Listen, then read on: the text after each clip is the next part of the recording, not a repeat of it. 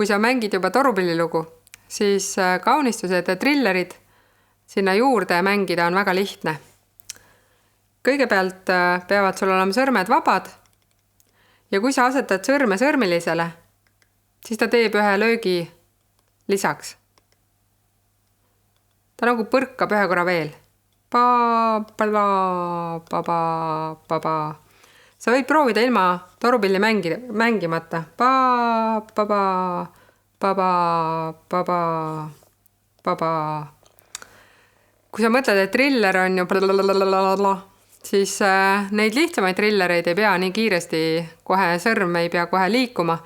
Alusta pigem just sellest põrkega sõrmilisele sõrme asetamisest. Et näpud nüüd harjuksid sellise väikese trilleriga, siis teegi harjutust, kus sa tuled järjest sõrmilisel ülevalt kõrgest noodist alumisse nooti ja asetad sõrmi väikese trilleriga sõrmilisele.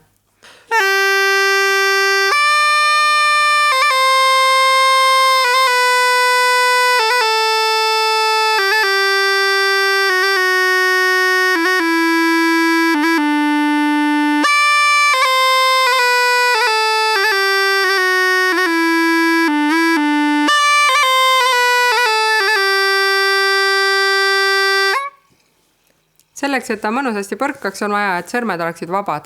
Kui hakkad pigistama, siis on raske seda trillerit mängida. Kui me aga mängime nüüd intervalle või paneme siis mitu sõrme korraga sõrmilisele, siis seda põrkega liigutust teeb ikka viimane sõrm. Selle puhul võid ka ühe harjutuse läbi mängida. Algul mängin aeglaselt ja siis kiiremini.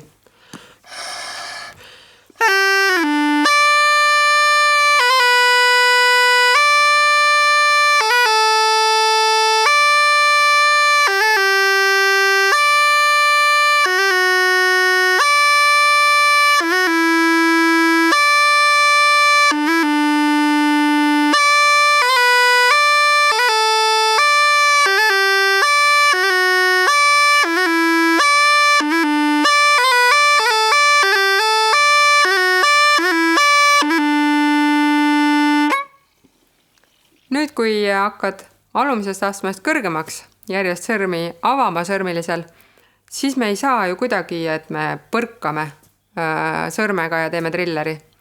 Siis peab jällegi tõstma korra sõrme. Kui sa mängid G-nooti ja lähed sealt A-nooti, siis selle A-noodi puhul sa pead väikse trilleri tegema läbi ülemise B-noodi. Kohe ma näitan.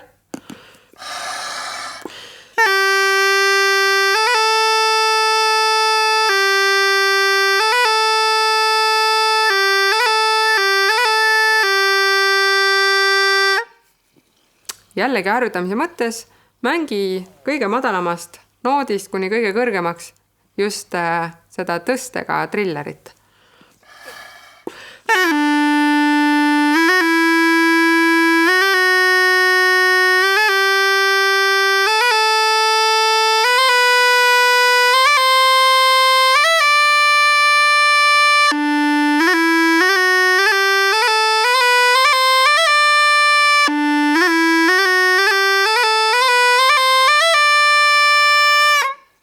Ja nüüd võid trillerdada juba terve mängides kõrgemast madalamaks ja madalamalt kõrgemaks.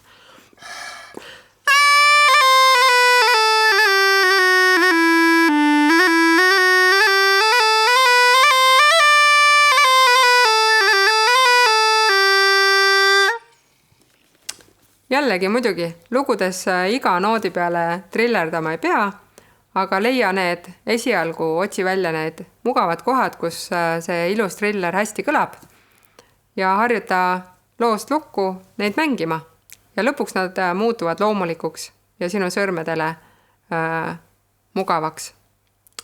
Mõnusat harjutamist!